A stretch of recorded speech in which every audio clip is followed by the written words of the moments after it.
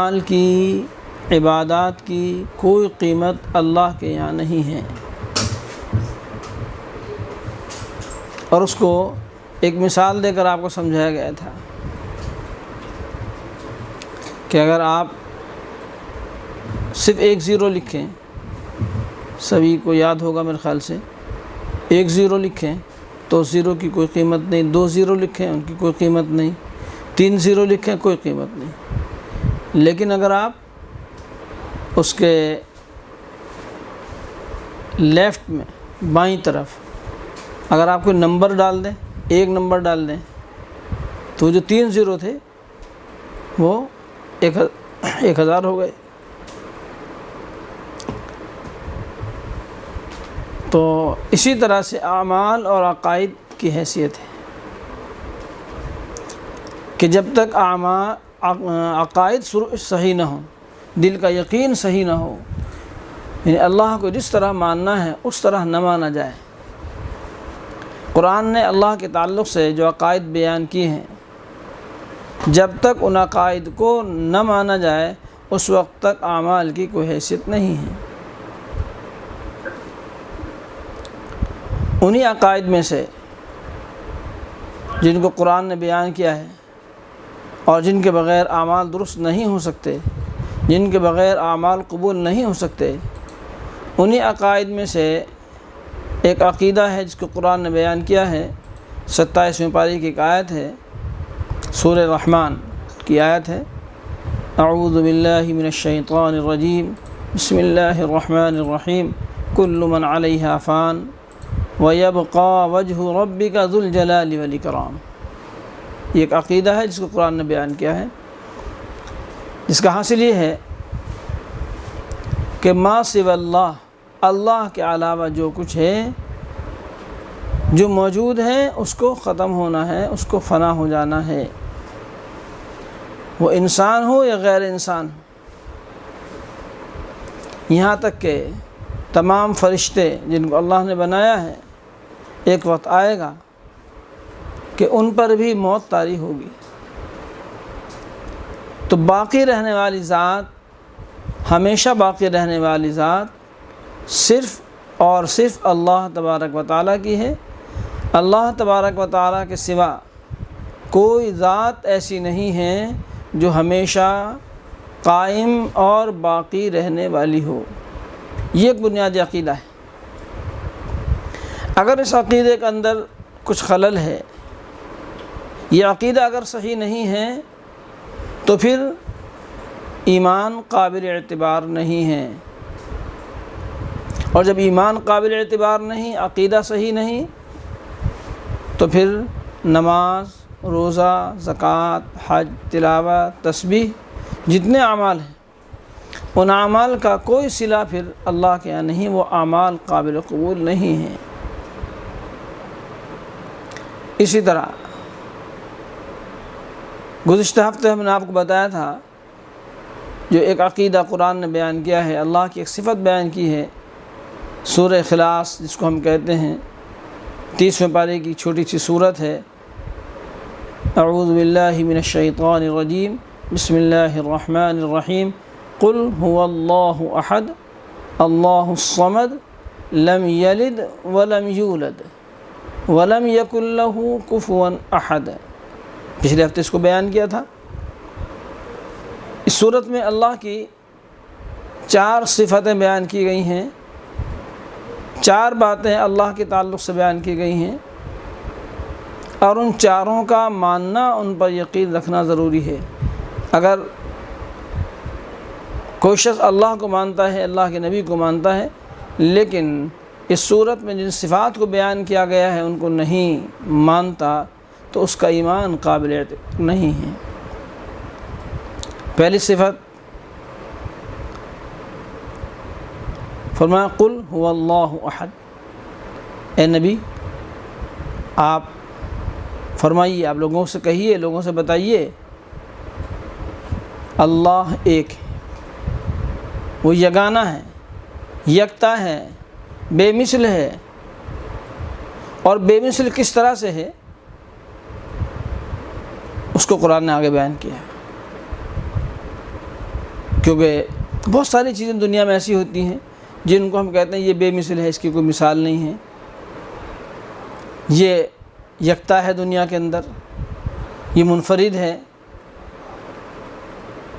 لیکن اللہ کی یہ جو صفت ہے ایک ہونا، اس کی نوعیت بالکل الگ ہے. قرآن نے اس کو واضح کیا، اللہ الصمد. ایک تو یہ کہ اللہ بے نیاز ہے، اللہ کو کسی کی حاجت نہیں، اللہ کو کسی کی ضرورت نہیں ہے. دنیا میں اگر ہمیں کوئی چیز منفرد اور یکتا نظر آتی ہے تو اس کے اندر یہ صفت نہیں ہوتی کہ اس کو کسی کی ضرورت نہ ہو. دنیا کا بڑے سے بڑا طاقتور انسان، بڑے سے بڑا بادشاہ آپ تصور کر لیں، تو اس کو بھی آپ دیکھیں گے کہ اس کو ضرورت ہے، وہ محتاج ہے، وہ دوسروں کا محتاج ہے، اپنی حفاظت کے لیے دوسروں کا محتاج ہے، اپنے کھانے کے لیے دوسروں کا محتاج ہے، اپنے دیگر انتظامات کے لیے دوسروں کا محتاج ہے. اس کائنات کا کوئی انسان ایسا نہیں ہے جو دوسرے کا محتاج نہ ہو. بڑے سے بڑا آدمی آپ تصور کیجئے، وہ ایک چھوٹے سے چھوٹے آدمی کا محتاج ہے. ایک آدمی بہت بڑے محل میں، بہت بڑے بنگلے میں رہتا ہے، اس کو ایک چھوٹے سے کسان کی بھی ضرورت ہے. اس کو ایک معمولی سے انسان جو اس کی نظر میں معمولی ہے، صفائی کرنے والا انسان، اس کی بھی ضرورت ہے. وہ محتاج ہے کپڑے سینے والے کا، وہ محتاج ہے کھانا بنانے والے کا، وہ محتاج ہے غلہ اگانے والے کا، اور وہ محتاج ہے معمار اور مکان بنانے والے کا. اس لیے کہ ان کے بغیر وہ اکیلا یہ سب نہیں کر سکتا، وہ محتاج ہے. لیکن اللہ کی صفت کیا ہے؟ اللہ کسی کا محتاج نہیں ہے، اللہ بے نیاز ہے، اللہ کو کسی کی ضرورت نہیں ہے. قرآن نے اللہ کی دوسری صفت بیان کی ہے، لم یلد ولم یولد. اس کو پچھلے ہفتے بیان کیا گیا تھا.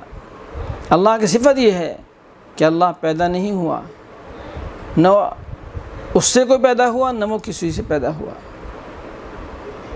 نہ اس کے ماں باپ، نہ اس کی اولاد.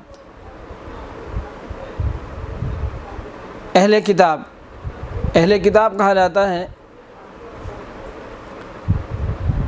ان لوگوں کو جن کو محمد صلی اللہ علیہ وسلم سے پہلے آسمانی کتابیں دی گئی ہیں. وہ امتیں جن کو حضور نبی کریم صلی اللہ علیہ وسلم کے دنیا میں تشریف لانے سے پہلے اللہ نے کتابیں دی ہیں، جیسے توریت ہے، انجیل ہے، زبور ہے. ان کا ذکر قرآن کریم میں موجود ہے. تو ان امتوں کو اہل کتاب کہا جاتا ہے. ان نبیوں کی جو امتیں ہیں ان کو اہل کتاب کہا جاتا ہے، کتاب والے، یعنی آسمانی کتاب والے. تو جو اہل کتاب ہیں، مثلا آج کے دور میں عیسائی ایک قوم ہے، وہ اہل کتاب ہیں. ان کو اللہ نے حضرت عیسیٰ علیہ السلام کے ذریعے انجیل عنایت فرمائی. انجیل سیدنا حضرت عیسیٰ علیہ السلام پر نازل ہوئی. تو وہ بھی اللہ کو کی توحید کے قائل ہیں، لیکن وہ توحید کے قائل کس طرح سے ہیں؟ ایک طرف وہ اللہ کی توحید کو بھی مانتے ہیں، اور دوسری طرف ان کا عقیدہ یہ بھی ہے کہ عیسیٰ علیہ السلام اللہ کے بیٹے ہیں. قرآن اس عقیدے کا انکار کرتا ہے. قرآن یہ کہتا نہیں، لم یلد ولم یولد، نہ اللہ کسی سے پیدا ہوا اور نہ اس سے کوئی پیدا ہوا. اس کے نہ ماں باپ ہیں اور نہ اس کی اولاد ہے. تو عیسائیوں کا یہ عقیدہ کہ عیسیٰ علیہ السلام اللہ کے بیٹے ہیں، یہ عقیدہ اسلام کے خلاف ہے. اسلام نے جس توحید کی دعوت دی ہے اس کے خلاف ہے. اسی طرح ان کا ایک دوسرا عقیدہ ہے کہ معاذ اللہ حضرت مریم علیہ السلام، حضرت مریم جو حضرت عیسیٰ علیہ السلام کی والدہ ہیں، ان کے بارے میں عیسائیوں کا عقیدہ یہ ہے کہ حضرت مریم اللہ کی بیوی ہے. قرآن کہتا ہے نہیں، وَلَمْ تَكُنْ لَهُ صَاحِبَةٌ. قرآن اس عقیدے کا انکار کرتا ہے کہ عیسائیوں کا یہ عقیدہ غلط ہے. اللہ کو بیوی کی ضرورت نہیں ہے، اللہ اس صفت سے پاک ہے۔ اس لیے کہ بیوی اور شوہر کا جو رشتہ ہے یہ احتیاج کا رشتہ ہے، ضرورت کا رشتہ ہے، ایک دوسرے کے محتاج ہونے کا رشتہ ہے۔ بیوی کو زندگی بھر شوہر کی ضرورت ہوتی ہے، شوہر کو زندگی بھر بیوی کی ضرورت ہوتی ہے۔ ایسا نہیں کہ کسی خاص وقت میں، کسی خاص عمر میں ضرورت ہوتی ہے، بلکہ یہ جو رشتہ ہے یہ زندگی بھر کا ہے، اور یہ ضرورت زندگی بھر کی ہے۔ ہر عمر میں، عمر کے ہر حصے میں بیوی شوہر کو ایک دوسرے کی ضرورت ہوا کرتی ہے۔ تو بیوی اور شوہر کا جو رشتہ وہ احتیاج پر مبنی ہے، اور اللہ کی ذات احتیاج سے، محتاج ہونے سے اللہ پاک ہے۔ قرآن نے کہا وَلَمْ تَكُنْ لَهُ صَاحِبَةٌ، اللہ کے بیوی نہیں ہیں۔ تو ایک طرف وہ اللہ کو مانتے ہیں، اللہ کے نبی کو مانتے ہیں، اللہ کی کتاب کو مانتے ہیں، لیکن یہ عقیدہ، اس عقیدے کو تسلیم نہیں کرتے۔ وہ حضرت مریم کو اللہ کی بیوی مانتے ہیں، حضرت عیسیٰ علیہ السلام کو اللہ کا بیٹا مانتے ہیں، تو ان کا یہ ایمان قابل اعتبار نہیں ہے۔ حالانکہ ان کے ایمان کے قابل اعتبار نہ ہونے کی بڑی وجہ ہے حضور نبی کریم صلی اللہ علیہ وسلم پر ایمان نہ لانا۔ لیکن اگر وہ حضور علیہ السلام پر ایمان لائیں، آپ کو نبی مان لیں، لیکن اپنے اس پرانے عقیدے پر قائم رہیں، تب بھی ان کا ایمان قابل اعتبار نہیں ہوگا۔ اسی طرح سے ایک دوسری قوم ہے جن کو ہم یہودی کہتے ہیں، قرآن نے ان کو بنی اسرائیل کہا ہے۔ آج وہ یہودی کے نام سے مشہور ہیں۔ تو ان کا عقیدہ قرآن نے بیان کیا ہے، وقالت اليہود عزیر ابن اللہ، کہ یہ یہودی یہ کہتے ہیں کہ حضرت عزیر علیہ السلام جو ایک اللہ کے نبی ہیں، وہ کہتے ہیں یہ اللہ کے بیٹے ہیں۔ اگر موقع ہوا تو کسی وقت انشاءاللہ حضرت عزیر علیہ السلام کے بارے میں عرض کیا جائے گا۔ ان کا تذکرہ قرآن کریم میں 3 پارے میں موجود ہے۔ ان کا تذکرہ اللہ نے 100 سال تک ان کو مردہ ہونے کی حالت میں رکھا، اور پھر ان کو زندہ فرمایا۔ ایک تفصیلی واقعہ ہے جس کا یہاں گنجائش اور موقع نہیں ہے۔ تو ان کے بارے میں یہودیوں کا عقیدہ ہے کہ وہ اللہ کے بیٹے ہیں۔ قرآن نے ان دونوں کا انکار کیا کہ نہ عزیر علیہ السلام اللہ کے بیٹے ہیں اور نہ عیسیٰ علیہ السلام اللہ کے بیٹے ہیں۔ اور دوسری جگہ قرآن نے بالکل وضاحت کے ساتھ کہا لم یلد ولم یولد، نہ اللہ نے کسی کو جنا اور نہ وہ کسی سے جنا گیا۔ تو یہ دونوں عقیدے یہ اسلام کے بنیادی عقائد میں شامل ہیں۔ اس کے بعد وَلَمْ يَكُنْ لَهُ كُفُوًا أَحَدٌ، قرآن نے اس عقیدے کو بیان کیا ہے کہ کوئی اس کے برابر، اس کا ہمسر، اس کا مثل نہیں ہے۔ تو یہ عقائد ہیں جن کو اسلام نے بیان کیا ہے۔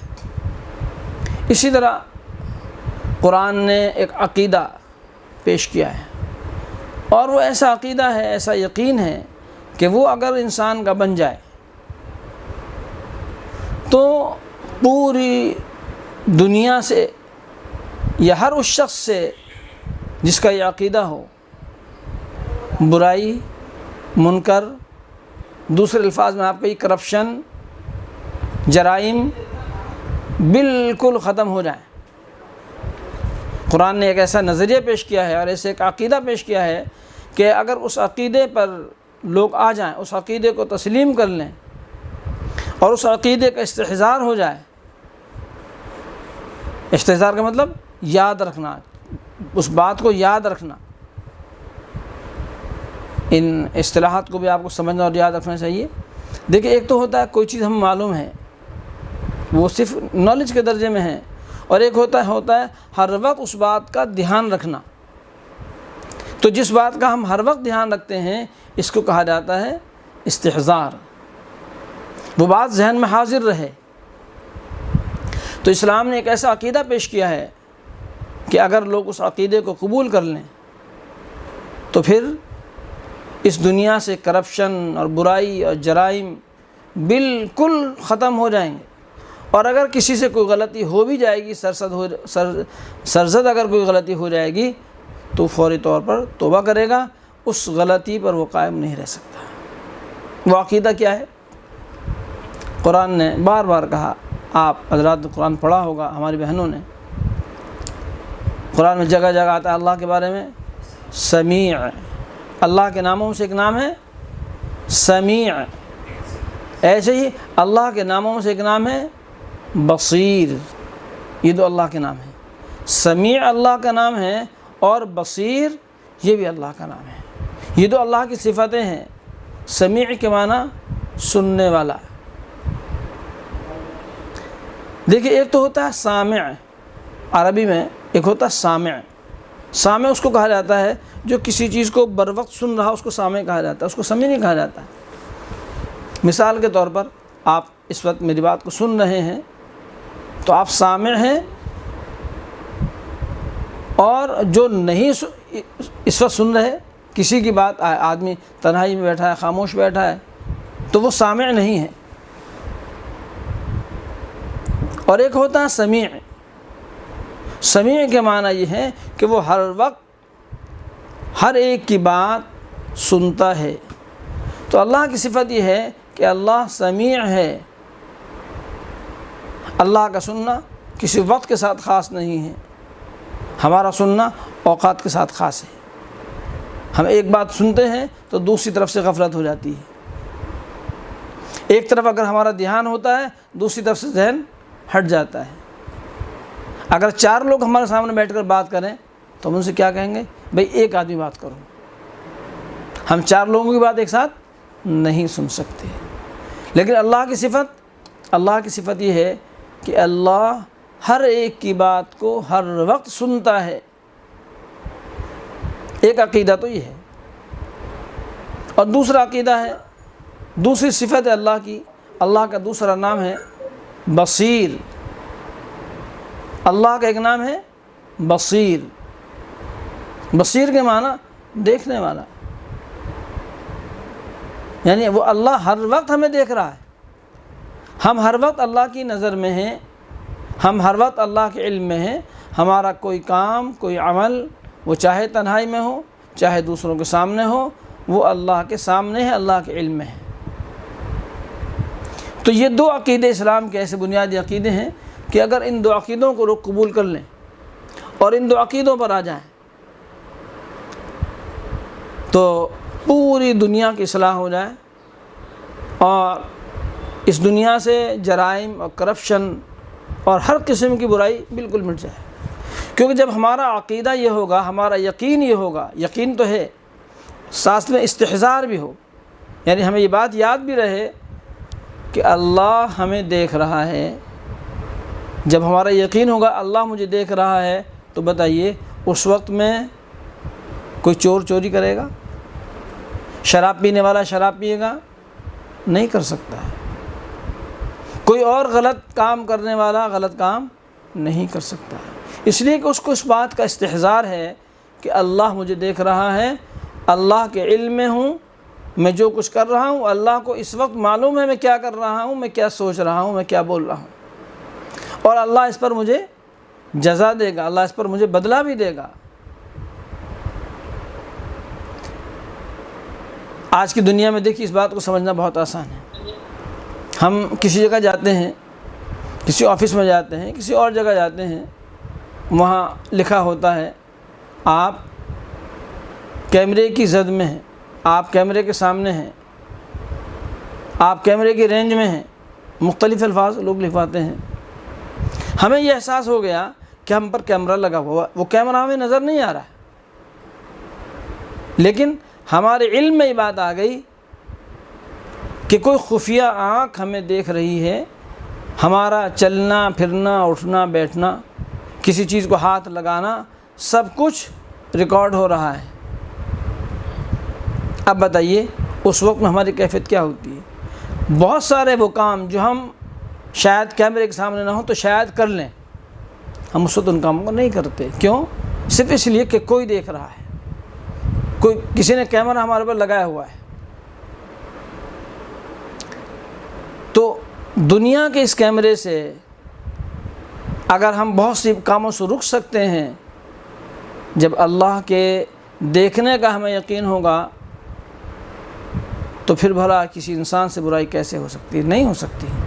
یہی وجہ ہے حضرات صحابہ کرام رضوان اللہ علیہم اجمعین، جن کو اللہ نے حضور نبی کریم صلی اللہ علیہ وسلم کی صحبت کے لیے، آپ کے ساتھ رہنے کے لیے اللہ نے چنا تھا، جس طرح اللہ نے اپنے نبی محمد صلی اللہ علیہ وسلم کو چنا ہے۔ آپ منتخب ہیں، آپ مصطفیٰ ہیں، آپ چنے ہوئے ہیں، اللہ نے آپ کا انتخاب فرمایا ہے انبیاء کی سرداری کے لیے اور انبیاء کرام کی امامت کے لیے، تمام انبیاء پر آپ کو فوقیت دینے کے لیے اللہ نے آپ کو چنا ہے۔ اسی طرح اللہ نے اپنے نبی محمد صلی اللہ علیہ وسلم کی معیت کے لیے، آپ کا صحابی بنانے کے لیے بھی کچھ بندوں کو، اپنے مخصوص بندوں کو چنا ہے۔ تو حضرات صحابہ کرام عام انسانوں سے اوپر ہٹ کر ہیں، بہت اوپر ہے ان کا مقام۔ صحابیت کے مقام کو کوئی حاصل نہیں کر سکتا ہے۔ صحابیت کا وہ مقام ہے کہ اس مقام کے سامنے بڑی سے بڑی ولایت کی کوئی حیثیت نہیں ہے۔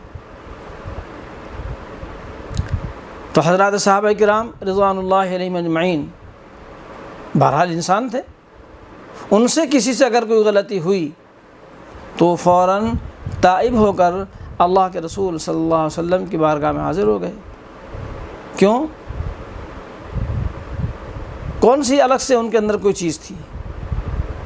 عام طور سے انسان سے اگر کوئی غلطی ہو جائے، کوئی جرم ہو جائے تو اپنے جرم کو چھپایا کرتا ہے، وہ اپنے جرم کو چھپاتا ہے کہ کسی کو معلوم نہ ہو جائے۔ لیکن صحابہ کرام کو قیامت کا، قبر کے عذاب کا، جہنم کے عذاب کا ایسا یقین ان کو تھا صحابہ کرام کو کہ گویا جہنم ان کے سامنے ہے اور جنت ان کے سامنے ہے۔ قبر کا عذاب کا ایسا یقین کہ اب ان کو مزید سمجھانے کی ضرورت نہیں تھی۔ تو اگر ان حالات میں ان سے اگر کوئی غلطی ہو گئی تو ان کا وہ جو یقین بنا ہوا تھا، وہ یقین آخرت کے عذاب اور ثواب کا وہ یقین ان کو بے چین کر دیا کرتا تھا، اور اسی بے چینی میں وہ اللہ کے رسول صلی اللہ علیہ وسلم کے سامنے آ کر اپنے جرم کا اقرار کر لیتے ہیں کہ اللہ کے رسول ہم سے یہ جرم ہو گیا، ہم سے یہ غلطی ہو گئی، اس جرم کی جو سزا ہے وہ آپ ہم پر جاری فرما دیجیے۔ اب یہاں اس کی تفصیل مجھے بیان نہیں کرنا ہے، سمجھانا صرف یہ ہے کہ اسلام کی جو دو بنیادی عقیدے ہیں کہ اللہ ہر وقت ہر حال میں ہماری ہر بات کو سنتا ہے، اللہ ہر وقت ہر حال میں ہمیں دیکھتا ہے، ان دو چیزوں کا اگر ہمیں یقین ہو جائے تو پھر اس دنیا میں برائی بالکل ختم ہو جائے گی۔ انسان عام طور سے عام حالات اس وقت کے یہ ہے کہ انسان برائی سے وہاں بچتا ہے جہاں اس کو ڈر ہوتا ہے یا تو رسوا ہو جانے کا، یا پولیس کے شکنجے میں آ جانے کا، گرفتار ہو جانے کا، لوگوں کو معلوم ہو جانے کا۔ جہاں اس کو یہ خطرات ہیں وہاں وہ برائی سے بچتا ہے۔ لیکن بہت سے لوگ ایسے بھی ہیں کہ جب ان کو یہ خطرہ نہ ہو، رسوائی کا خطرہ نہ ہو، کسی کے دیکھ لینے کا خطرہ نہ ہو، بات اور راز کے افشا ہو جانے کا خطرہ نہ ہو،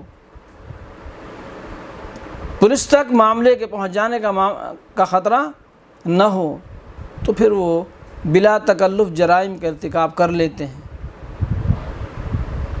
ویسے بہت شریف ہیں، بہت اچھے ہیں، بہت نیک ہیں، لیکن جب ایسا موقع آیا کہ ان کو ایسا کوئی خطرہ نہیں ہے تو پھر وہ جرم کا ارتکاب کر لیتے ہیں، گناہ کا ارتکاب کر لیتے ہیں۔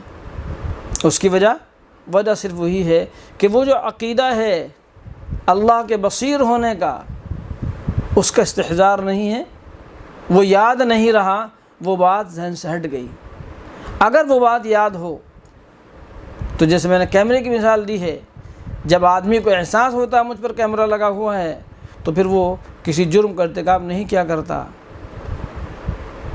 اسی طرح سے جب اس بات کا استحضار ہوگا اللہ مجھے دیکھ رہا ہے، اللہ کے فرشتے میری ہر بات کو نوٹ کر رہے ہیں، میری فائل تیار ہو رہی، میں جو بھی کچھ کر رہا ہوں، جو بول رہا ہوں، جو دیکھ رہا ہوں، جو سوچ رہا ہوں، جو بات میرے دل میں آ رہی ہے وہ سب ریکارڈ ہو رہی ہے اللہ کے یہاں، اور اس کا مجھے جواب اللہ کے یہاں دینا ہے۔ کیا کرا بھائی؟ تو اگر اس کا استحضار اگر اس کا استحضار ہو تو پھر جرائم کا ارتکاب انسان نہیں کر سکتا۔ کیا ٹائم ختم ہو گیا کیا؟ اچھا، تو یہ ہے عقیدے کی اہمیت کہ جب انسان کا عقیدہ صحیح ہوتا ہے تو پھر اس کی جو عملی زندگی ہے وہ بھی صحیح ہوتی ہے، اور اگر عقیدہ صحیح نہیں ہے، عقائد کے اندر اگر کمزوری ہے تو پھر اعمال کے اندر بھی کمزوری ہے۔ عام طور سے بہت سے لوگوں کو شکایت ہوتی ہے کہ جب ہم نماز پڑھتے ہیں تو نماز پڑھتے ہوئے ہمیں خیالات آتے ہیں، ذہن بھٹکتا ہے۔ عام طور سے سبھی کو، مرد ہوں عورتیں ہوں، سب کو یہ شکایت ہوتی ہے۔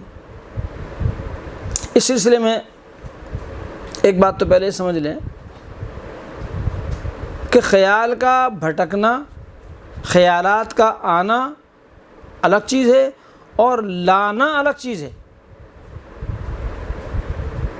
تو خیالات کا لانا، سوچنا باقاعدہ، ظاہر ہے یہ تو نماز کے خلاف ہے، ایسا تو نماز میں کرنا ہے تو جرم ہے۔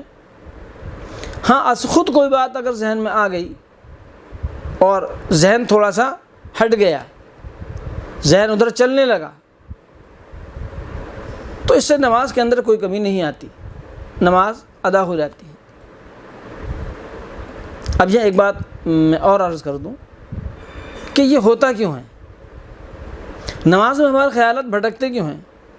اس کی دو وجہ ہیں۔ ایک تو اللہ کے رسول صلی اللہ علیہ وسلم نے بیان فرمائی، جو میں ابھی عرض کرنے والا ہوں عقیدے کے تعلق سے، اور ایک اور دوسری وجہ ہے، وہ یہ ہے کہ ہم نماز پڑھتے ہیں رٹی رٹائی، ہم نے بس اللہ اکبر، اس کے بعد سبحانک اللہم و بحمدک و تبارک اسمک و تعالی جدک و لا الہ غیرک، اس کے بعد نماز جو کچھ پڑھا جاتا ہے وہ سب ہمیں یاد ہے، ہم نے اس کو پڑھ لیا پورا۔ تو ہم نے ان کلمات کو پڑھ تو لیا، قرآن کی آیات پڑھ لی، الحمد شریف بھی پڑھ لی، اعوذ باللہ، بسم اللہ، تمام تسبیحات، التحیات، درود شریف، دعائیں قنوت، جس جگہ جو پڑھنا وہ سب ہم نے پڑھ لیا۔ لیکن مسئلہ یہ کہ ہم نے کیا پڑھا ہمیں یہ معلوم نہیں، یعنی ہم نے کیا بولا، اللہ سے ہم نے کیا کہا۔ ہم نے الحمدللہ رب العالمین سے ولا الضالین تک پوری سورت پڑھی، لیکن ہمیں یہ معلوم ہی نہیں کہ ہم نے پڑھا کیا۔ ہم نے الحمد کے بعد کوئی دوسری سورت پڑھی تو ہمیں معلوم ہی نہیں کہ ہم نے کہا کیا۔ اب جب ہمیں معلوم ہی نہیں ہے کہ ہم نے کیا کہا، اللہ کے سامنے کیا درخواست رکھی، تو ظاہر ہے ہمارا ذہن ادھر متوجہ نہیں ہوگا، کیونکہ اللہ نے انسانی فطرت ہی بنائی ہے کہ جس بات کو انسان سمجھتا نہ ہو ادھر عامتاً وہ متوجہ نہیں ہوا کرتا ہے، انسان کی فطرت ہے۔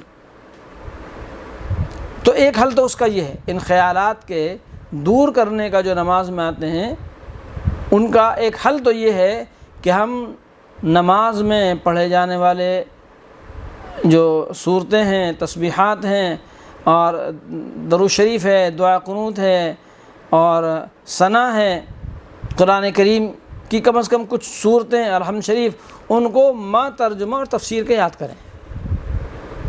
ایک حل تو اس کا یہ ہے، تاکہ جب ہم کہیں الحمدللہ رب العالمین تو ہمیں معلوم ہم نے کیا کہا، جب ہم کہیں الرحمن الرحیم تو ہمیں معلوم ہم نے کیا کہا، تو ذہن ہمارا اس پر لگے گا کہ ہم اللہ سے کیا درخواست ہم اللہ کے سامنے پیش کر رہے، ہم نے اللہ سے کیا مانگا ہے۔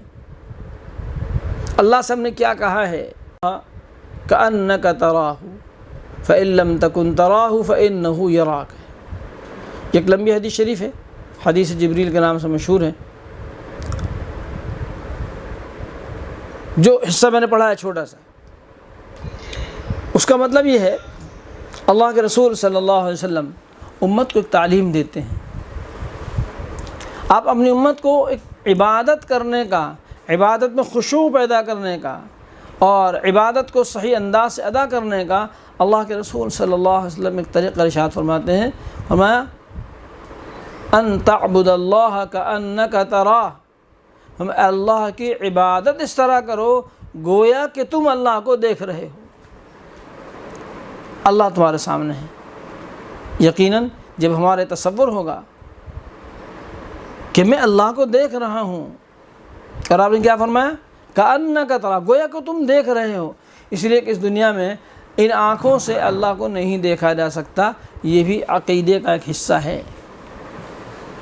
فرمایا لا تدرکہ الابصار وہو یدرک الابصار. قرآن نے اس عقیدے کو بیان کیا ہے کہ ہماری یہ آنکھیں جو اللہ نے ہمیں دنیا میں دی ہیں، یہ اللہ کو نہیں دیکھ سکتی. اس دنیا میں اللہ نے ہمیں جو آنکھیں دی ہیں وہ ان دنیا کی چیزوں کو دیکھنے کے لیے دی ہیں. جب اللہ کی زیارت اور اللہ رب العزت کو دیکھنے کا وقت ہوگا، وہاں اللہ تبارک و تعالی جنت میں بندے کو وہ آنکھیں عنایت فرمائیں گے. ان آنکھوں میں وہ طاقت اور وہ قوت، وہ پاور دیں گے جس کے ذریعے وہاں بندہ اللہ کی زیارت سے مشرف ہوگا. تو دنیا میں اللہ نے جو آنکھیں عنایت فرمائی ہیں وہ دنیا کی چیزوں کو دیکھنے کے لیے ہیں. ان کے اندر وہ قوت اور وہ پاور نہیں ہے جن سے اللہ کو دیکھا جا سکے. اس لیے اللہ کے رسول صلی اللہ علیہ وسلم نے جو تعلیم دی وہ یہ ہے، فرمایا کأنک تراہ، تم یہ یقین رکھو، تم یہ سمجھو گویا کہ تم اللہ کو دیکھ رہے ہو. اور یقیناً جب استحضار ہو، جب یہ بات ہمیں یاد ہو، یہ بات ہمارے دھیان میں ہو کہ میں اللہ کو دیکھ رہا ہوں، تو پھر یقیناً دل ادھر ادھر نہیں بھٹک سکتا. سوچیے ہم دنیا کے کسی بڑے افسر کے سامنے کھڑے ہوں جو ہمارے نزدیک قابل احترام ہو، جس سے ہم اپنا اس کو بڑا سمجھتے ہوں، اس کے سامنے ہم اگر کھڑے ہوں تو بالکل ہمارا ذہن ادھر ادھر نہیں بھٹکتا. تو پھر جب احکم الحاکمین اور اس قادر مطلق کے سامنے ہونے کا تصور جب ہم کریں گے تو پھر ذہن ادھر ادھر نہیں جا سکتا. پھر اللہ کے رسول صلی اللہ علیہ وسلم نے ایک اور بات ارشاد فرمائی، فرمایا فإن لم تکن تراہ فإنہ یراک، کہ دیکھو اگر تم یہ یقین نہ قائم کر سکو کہ تم اللہ کو دیکھ رہے ہو تو پھر اس سے نچلا درجہ ہے، اور وہ ہے فإنہ یراک، کہ اللہ تمہیں دیکھ رہا ہے. اس کے بغیر تو ایمان کامل نہیں ہے. یہ تو تمہارے یقین کا حصہ ہے کہ اللہ تمہیں دیکھ رہا ہے. میں نے ابھی شروع میں مثال دی تھی کیمرے کی. کیمرہ ہمیں دیکھ رہا ہے تو ہمارا جو عمل ہے، جو عملی کیفیت ہے، ہماری جو ایکٹیویٹیز ہیں وہ بالکل صحیح ہو جاتی ہیں.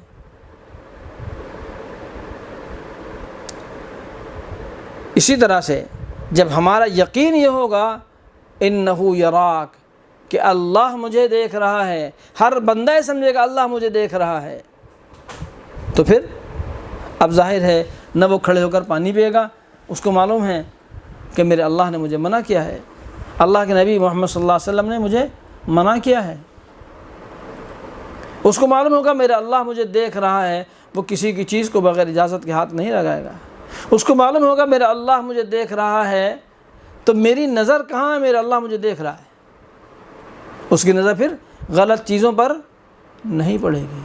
اس کو معلوم ہے میرا اللہ میری بات کو سن رہا ہے، اس کی زبان سے کسی کی غیبت نہیں نکلے گی، جھوٹ نہیں نکلے گا، گالی نہیں نکلے گی، کوئی بری بات اس کی زبان سے نہیں نکلے گی. تو یہ ہے وہ عقیدہ جس کو شریعت نے سکھایا ہے، اللہ کے رسول صلی اللہ علیہ وسلم نے بتایا ہے کہ اللہ کے سامنے ہونے کا استحضار یہ تو اعلیٰ درجے کی بات ہے. ہم ہر وقت یہ سمجھیں کہ اللہ ہمارے سامنے ہے، ہم اللہ کو دیکھ رہے ہیں۔ تو بات میں عرض کر رہا تھا کہ عقیدہ اللہ کے رسول صلی اللہ علیہ وسلم نے سکھایا کہ ہم اس بات کا یقین منائیں کہ ہم اللہ کو دیکھ رہے ہیں، اور اس کے بعد پھر دوسرا درجہ کہ اللہ ہمیں دیکھ رہا ہے، جو معنی ہے بصیر کے۔ شروع میں نے یہی بات عرض کی تھی کہ یہ دو عقیدے ایسے ہیں، اللہ کا سمیع ہونا اور اللہ کا بصیر ہونا، اور یہ صفت صرف اللہ کی ہے۔ اس بات کو اور یاد رکھیے، وقت پورا ہو گیا لیکن آخر میں اس بات کو میں اور بتا دوں کیونکہ یہ بھی عقیدے سے متعلق ہے۔ جہاں ہمارا یہ عقیدہ ضروری ہے کہ اللہ ہر وقت ہر حال میں ہماری ہر بات کو سنتا ہے اور ہماری ہر بات کو اللہ تعالیٰ دیکھتے ہیں، ہر کام کو دیکھتے ہیں، وہیں یہ بھی عقیدہ ضروری ہے کہ اللہ کے سوا کسی کے پاس یہ صفت نہیں ہے کہ وہ کسی کی بھی ہر بات کو ہر وقت دیکھ سکے یا سن سکے۔ اللہ کے علاوہ کسی کے پاس یہ طاقت نہیں ہے، اللہ نے کسی کو اختیار نہیں دیا ہے کہ وہ کسی کی ہر بات کو ہر وقت سن سکے یا ہر وقت دیکھ سکے۔ بہت سے لوگ ہیں جو بعض اس طرح کے عقیدے رکھتے ہیں، کچھ لوگ اپنے پیر کے بارے میں عقیدہ رکھتے ہیں، کچھ کسی اور کے بارے میں عقیدہ رکھتے ہیں کہ پیر کو معلوم ہو جاتا ہے، تو بغیر اللہ کے بتائے کسی کو معلوم نہیں ہوتا۔ یہ صفت صرف اور صرف اللہ کی ہے کہ اللہ تبارک و تعالی ہر وقت ہر ایک کی پوری خبر رکھتے ہیں، کس نے کیا بولا، کیا دیکھا، کیا کیا، کیا سنا، کیا اس کے دل میں آیا۔ یہ صفت اللہ کی ہے، اللہ کے علاوہ اور کسی کو یہ صفت حاصل نہیں ہے۔ تو آج ایک تو عقیدے کی اہمیت یہ آپ کے سامنے آ گئی۔ دوسری خاص بات کہ عقیدہ جب صحیح ہوگا تبھی عمل بھی صحیح ہوگا، اگر عقیدہ صحیح نہیں ہے تو عمل صحیح نہیں ہے۔ اور تیسری خاص بات جو میں نے عرض کی وہ یہ کہ اگر ہم اپنے عقائد کی اصلاح کر لیں تو عقائد کی اصلاح سے، عقائد کے اصلاح ہو جانے سے اس دنیا سے جو برائیاں ہیں، جو کرپشن ہیں، جرائم ہیں، ان کو ختم کیا جا سکتا ہے۔ اللہ تعالیٰ ہم سب کو اپنے عقائد کو درست کرنے کی توفیق عطا فرمائے۔ امید ہے کہ ہمارے سبھی بہنوں نے بہشتی زیور جو ہم نے بتایا تھا پڑھنے کے لیے اس کو پڑھنا شروع کر دیا ہوگا۔ اس میں عقائد کی بہت تفصیل ہے، اس کو اگر شروع نہیں کیا ہے تو اس کو ضرور پڑھنا شروع کریں، اور جہاں جہاں ضرورت ہو اس کو معلوم کر لیں۔ اب اگر ہماری بہنوں میں سے کسی کو اگر کچھ معلوم کرنا ہے تو وہ اپنا مائک آن کر کے معلوم کر لیں۔ السلام علیکم۔ وعلیکم السلام۔ جی ہاں مفتی صاحب، جو بہشتی زیور آپ بتا رہے ہیں یہ الگ الگ بک ہے، تو آپ کون سی بتا رہے ہیں؟ نہیں ایک ہی کتاب ہے۔ جی مطلب کسی میں نماز کی تفصیل بتائی۔ اچھا ٹھیک ہے۔ ہاں تو عقیدے کا بیان جو ہے وہ سب سے پہلے حصے میں ہے۔ جو پہلا حصہ ہے جیسے اس کے دراصل 9 حصے ہیں، 9 یا 10، کسی میں 9 آتے ہیں، کسی میں 10 آتے ہیں، وہ اصل بلکہ 10 اور 11۔ تو جو پہلا حصہ ہے یعنی نماز کے بیان سے پہلے پاکی کا بیان ہے، اور اس سے پہلے عقائد کا بیان ہے، عقیدوں کا بیان ہے۔ اچھا جی ٹھیک ہے، شکریہ۔ جب آپ اس کو شروع سے پڑھیں گے تو پہلے عقیدوں کے بیان اس میں ہے۔ جی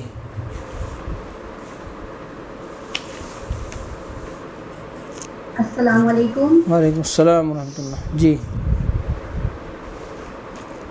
میں پوچھنا چاہتی ہوں کہ میرے والد صاحب 8 سال پہلے ان کا انتقال ہو گیا تھا، جی لیکن آج تک مطلب جب بھی میں خواب دیکھتی ہوں تو زیادہ تر وہ مجھے خواب میں دکھتے ہیں۔ جی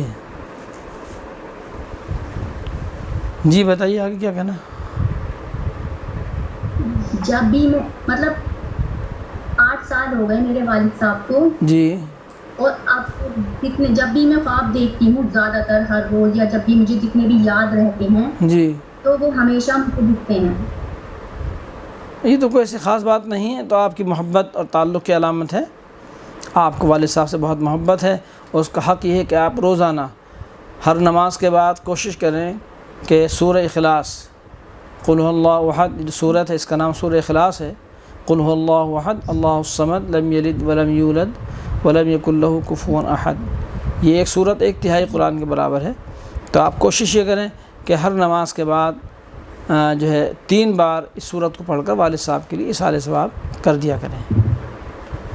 میں ہر روز سورہ ملک اور سورہ حامیم سجدہ پڑھتی ہوں رات میں، جی تو میں ان کے نام سے پڑھتی ہوں۔ ٹھیک ہے، کوئی حرج نہیں، ٹھیک، بہت بہتر ہے تو جی ٹھیک ہے، بہتر ہے، کوئی حرج نہیں، جاری رکھیے، اپنے عمل کو جاری رکھیے، یہ والد صاحب کا آپ پر حق ہے، اس کو ان کے لیے دعا کرنا۔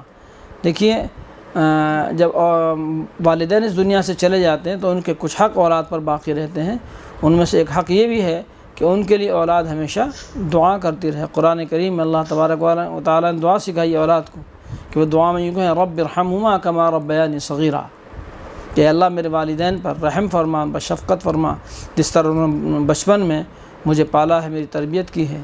اللہ نے خود جو ہے اولاد کو اس کا حکم دیا کہ ان کے لیے دعا کریں، تو آپ مستقل ان کو دعا میں یاد رکھیے، اور یہ ان کا حق ہے، یہ حق کبھی ختم نہیں ہوگا۔ جی ایک سوال اور، جی صبح میں فجر کی نماز جب پڑھتے ہیں اس کے بعد جیسے کبھی لیٹ اٹھتے ہیں اور تھوڑا سا ٹائم بچتا ہے نماز پڑھنے کے لیے، تو اس میں نماز پڑھ لی ہم نے، اور پھر دعا کے لیے جی مطلب جب وہ جو 20 منٹ ہوتے ہیں قضا ٹائم کا، ہم اس میں دعا مانگ سکتے ہیں؟ جی ہاں بالکل، اس میں قرآن کریم پڑھیں، دعا کریں، تسبیح کچھ بھی پڑھ سکتے ہیں۔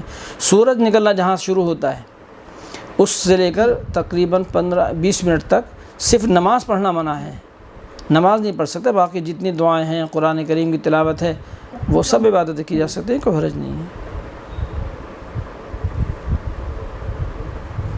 اور اسی کے ساتھ میں آپ کو اور بتا دوں، ایک تو صبح کا وقت ہو گیا ہے سورج نکلنے کا، دوسرے زوال کا وقت ہوتا ہے دوپہر کو، ظہر کا وقت شروع ہونے سے بس 10 منٹ پہلے کا وقت تقریباً، چونکہ وقت بدلتا رہتا ہے اس لیے عام طور سے لوگ اس کو 12 سے 12:30 تک سمجھتے ہیں، حالانکہ وہ وقت اس کے بیچ میں رہتا ہے، تقریباً الگ الگ جگہ کچھ فرق ہوتا ہے۔ تو زوال کا وقت یعنی ظہر کے وقت شروع ہونے سے تقریباً 10 منٹ پہلے کا جو وقت ہے، یہ وقت جو ہے یہ بھی ایسا ہے جس میں نماز نہیں پڑھی جا سکتی، لیکن باقی دیگر جو اذکار ہیں، دعا ہے، تلاوت ہے، اس کو کیا جا سکتا ہے، کوئی حرج نہیں ہے۔ اسی طرح تیسرا وقت ہے شام کو، مغرب کا وقت شروع ہونے سے 20 منٹ پہلے کا، ان آخر کے 20 منٹ میں اگر عصر کی نماز نہیں پڑھی کسی نے، وہ عصر کی نماز تو پڑھی جا سکتی ہے، باقی اس کے علاوہ اور کوئی نماز، قضا نماز اگر کوئی پڑھنا چاہے تو اس وقت میں نہیں پڑھی جا سکتی، لیکن قرآن کریم کی تلاوت اس وقت بھی کی جا سکتی ہے۔ قرآن کریم کی تلاوت کے لیے، تسبیحات کے لیے کسی بھی وقت 24 گھنٹے میں کسی بھی وقت کوئی پابندی نہیں ہے، نہ رات میں نہ دن میں۔ جی وعلیکم السلام۔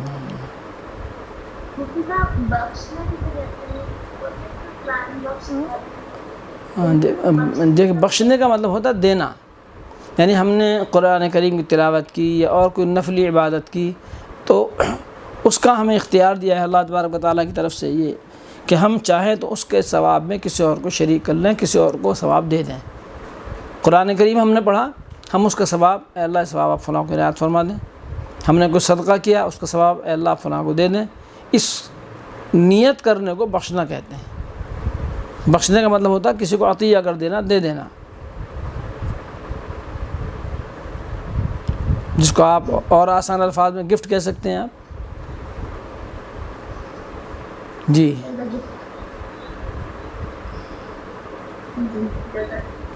اور قبر پر جا کر سلام کرنا درست ہے؟ اگر قبر پر جا کر کوئی سلام کرے تو کر سکتے ہیں؟ دیکھیے پہلی بات تو یہ ہے کہ قبروں کی زیارت، قبروں پر جانا، عورتوں کو اللہ کے رسول صلی اللہ علیہ وسلم نے اس سے منع فرمایا، عورتوں کو قبروں پر نہیں جانا چاہیے۔ مردوں کو اللہ کے رسول صلی اللہ علیہ وسلم نے اجازت دی ہے، اور فرمایا کہ میں پہلے تم کو منع کیا کرتا تھا قبروں کی زیارت سے، پھر آپ فرمایا الا فزوروہا، اب تم وہاں جا سکتے ہو، زیارت کر سکتے ہو۔ لیکن قبروں پر جانا یہ عبرت کے لیے ہے، ہم وہاں جا کر عبرت حاصل کریں، اپنے لیے سبق لیں کہ کل یہ لوگ بھی ہماری طرح اس دنیا میں چلنے پھرنے والے تھے، ہماری طرح ان کے بھی گھر تھے، ان کی فیملی تھیں، اپنے بیوی بچوں میں تھے، اور آج یہ سب کچھ چھوڑ کر یہاں آ گئے، کل ہمیں بھی یہاں آنا ہے۔ رہا مسئلہ ثواب کا، تو ثواب پہنچانے کے لیے آپ کہیں سے بھی آپ ثواب پہنچا سکتے ہیں، کوئی حرج اس کے اندر نہیں ہے۔ ہاں کبھی جانا ہو، قبرستان سے گزرنا ہو، تو اس کے لیے شریعت نے ایک طریقہ بتایا ہے، سلام کرنا، السلام علیکم یا اہل القبور، اس کے اور بھی الفاظ ہیں، تو ان الفاظ میں سلام کرنا چاہیے وہاں جا کر۔ باقی عورتوں کو اس کی اجازت نہیں، عورتوں کو قبروں پر نہیں جانا چاہیے۔ مفتی صاحب جیسے کئی سفر میں جاتے ہیں تو راستے میں درگاہ پڑ جاتی ہے، تو وہاں سلام کر کر دیکھا ہے کہ مفتی سلام کر کر گزر جاتے ہیں، تو یہ صحیح ہے؟ دیکھیے درگاہ ہی کیوں خاص ہے؟ اگر ہمیں کوئی عام قبرستان ملتا ہے جہاں کوئی مقبرہ بنا ہوا نہیں ہے، کوئی درگاہ بنی ہوئی نہیں ہے، تو وہاں ہم سلام کیوں نہیں کرتے؟ درگاہ پر ہی کیوں؟ اگر ہمیں بحیثیت مسلمان ہونے کے سلام کرنا ہے اور بحیثیت اس کے کسی مومن کی قبر ہے، تو وہ تو ہر قبرستان کے لیے حکم، وہ درگاہ ہی کے لیے خاص نہیں ہے، وہ تو جس کی کسی بھی قبر کے پاس سے اگر ہم گزرتے ہیں تو وہاں سلام کرنا چاہیے، درگاہ ہی کے لیے خاص نہیں ہے۔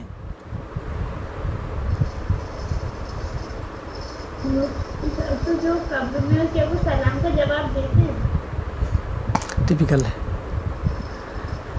ظاہر ہے کہ اللہ تبارک و تعالیٰ نے اور رسول اللہ صلی اللہ علیہ وسلم نے جب سکھایا ہے، سلام کرنے کا حکم ہمیں دیا ہے، تو یقیناً ان کے پاس اس کی اطلاع کا پہنچنا یہ بھی ظاہر سی بات ہے کہ اللہ تبارک و تعالیٰ اس کا انتظام ہی فرمائیں گے۔ اب یہ کہ ان کو اطلاع ہوئی یا نہیں ہوئی یہ ہمیں معلوم نہیں ہو سکتا یقینی طور پر، بس یہ کہ قبروں پر جا کر سلام کرنا حدیث سے ثابت ہے۔ جی بالکل ثابت ہے، اللہ کے رسول صلی اللہ علیہ وسلم نے اس کے الفاظ سکھائے ہیں۔ جی لیکن عورتوں کے لیے نہیں ہے، عورتوں کے لیے تو زندوں کے لیے بھی یہ حکم ہے کہ غیر محرموں کو بلا وجہ سلام نہ کریں۔ اور تو مطلب ایسے بھی سلام نہیں کر سکتے ہیں، سفر میں اگر کہیں درگاہ وغیرہ دکھ جائے تو بھی سلام نہیں کر سکتے؟ میں تو زندوں کی بات کر رہا ہوں، آپ تو درگاہ کی بات کر رہے ہیں، میں زندہ انسانوں کی بات کر رہا ہوں۔ جو زندہ انسان ہیں ان کو بھی بلا وجہ درگاہ تو بعد میں ہے، درگاہ تو بعد میں ہے، پہلا جو مسئلہ ہے وہ زندوں کا ہے۔ شریعت نے عورتوں کو تو مکمل پردے کا حکم دیا ہے۔ سیدہ عائشہ رضی اللہ تعالی عنہ، ام المؤمنین صدیقہ عائشہ رضی اللہ تعالی عنہ، آپ نے سنا ہوگا کہ آپ صلی اللہ علیہ وسلم کی قبر مبارک اسی حجرے میں ہے جو حجرہ سیدہ عائشہ رضی اللہ تعالی عنہ کا حجرہ ہے۔ تو حضرت عائشہ رضی اللہ تعالیٰ عنہ اسی حجرے میں مقیم تھی، اسی میں رہتی تھیں، وہی ان کا کمرہ تھا مسجد کے برابر، جو آپ صلی اللہ علیہ وسلم کا روضہ مبارک ہے، اس وقت روضہ کہا جاتا ہے۔ حضور نبی کریم صلی اللہ علیہ وسلم کے اس دنیا سے تشریف لے جانے کے بعد آپ کے پہلے خلیفہ سیدنا ابو بکر رضی اللہ تعالیٰ عنہ، جو حضرت عائشہ رضی اللہ تعالیٰ عنہ کے والد تھے، یہ بھی آپ کو معلوم ہے، ان کا انتقال ہوا، ان کو بھی وہیں دفن کیا گیا۔ تب بھی حضرت عائشہ رضی اللہ تعالیٰ عنہ اس کمرے کے اندر رہتی تھیں، آتی جاتی تھیں۔ پھر سیدنا حضرت عمر فاروق رضی اللہ تعالیٰ عنہ، جو رسول اللہ صلی اللہ علیہ وسلم کے دوسرے خلیفہ ہیں، اور آپ صلی اللہ علیہ وسلم کے خسر بھی ہیں، کیونکہ آپ صلی اللہ علیہ وسلم کی زوجہ مطہرہ ہیں، ان کا نام ہے حضرت حفصہ رضی اللہ تعالیٰ عنہ، ان کے والد ہیں حضرت عمر رضی اللہ تعالیٰ عنہ۔ ان کا انتقال ہوا، شہید ہوئے، ان کو بھی وہیں دفن کیا گیا۔ لیکن حضرت عمر رضی اللہ تعالیٰ عنہ حضرت عائشہ رضی اللہ تعالیٰ عنہ کے لیے غیر محرم تھے، یہ مجھے بتانا ہے اصل۔ حضور علیہ الصلوۃ والسلام حضرت عائشہ کے شوہر، اور حضرت ابو بکر رضی اللہ تعالیٰ عنہ حضرت عائشہ کے والد، اور حضرت عمر فاروق رضی اللہ تعالیٰ عنہ حضرت عائشہ کے غیر محرم۔ اب حضرت عائشہ رضی اللہ تعالیٰ عنہ فرماتی ہیں کہ جب حضرت عمر رضی اللہ تعالیٰ عنہ کو اس حجرے میں دفن کر دیا گیا تو اب میں بغیر پردے کے اس حجرے میں نہیں جاتی۔ اب آپ اندازہ کیجئے، یہ ہے اسلام کا سبق جو ام المؤمنین حضرت عائشہ صدیقہ رضی اللہ تعالیٰ عنہ نے ہماری بہنوں کو ہماری ماں کو دیا ہے کہ انتقال کے بعد جہاں غیر محرم کی قبر ہے وہاں اگر جانا بھی ہے اب ضرورت سے اپنے والد کی قبر پر تو پردے کے ساتھ جا رہی ہیں۔ اس کا مطلب یہ ہوا کہ عورتوں کو اسلام نے پردے کی اتنی تاکید کی ہے کہ وہ قبروں پر جانے سے بھی پرہیز کریں۔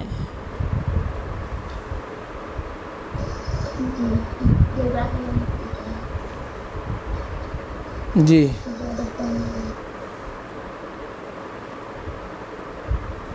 السلام علیکم۔ وعلیکم السلام ورحمۃ اللہ۔ جی ہم کو پوچھنا تھا کہ جب ہم لوگ سوتے وقت کول پڑھ کر اپنے ہاتھ میں پورے باڈی میں مطلب پھیرتے ہیں تو 3 کول پڑھ کر پھیرنا ہے یا پھر 4 کول پڑھ کر پھیرنا رہتا ہے؟ دیکھیے رسول اللہ صلی اللہ علیہ وسلم کا جو عمل تھا وہ آخر کی 2 صورتیں قل اعوذ برب الفلق اور قل اعوذ برب الناس، یہ تھا آپ صلی اللہ علیہ وسلم کا اصل عمل، تو اس کو کرنا چاہیے آخر کی جو 2 صورتیں ہیں قل اعوذ برب الفلق اور قل اعوذ برب الناس، یہ دونوں صورتیں پڑھ کر۔ باقی اس کے علاوہ آپ کچھ پڑھ لیں تو کوئی حرج نہیں، آپ چاہے 4 کل پڑھ لیں، ایک بار پڑھ لیں، 2 بار پڑھ لیں، 3 بار پڑھ لیں، وہ آپ کے اختیار میں، اس میں کوئی حرج نہیں ہے۔ لیکن رسول اللہ صلی اللہ علیہ وسلم کا جو مستقل معمول جو ثابت ہے وہ آخر کی 2 صورتوں کے پڑھنے کا ہے۔ اب آپ 4 کل پڑھنا چاہیں پڑھ سکتے ہیں، کوئی حرج نہیں ہے، چاہے 1 بار پڑھ 3 بار پڑھ سکتے ہیں، کوئی حرج نہیں ہے۔ جی جزاک اللہ۔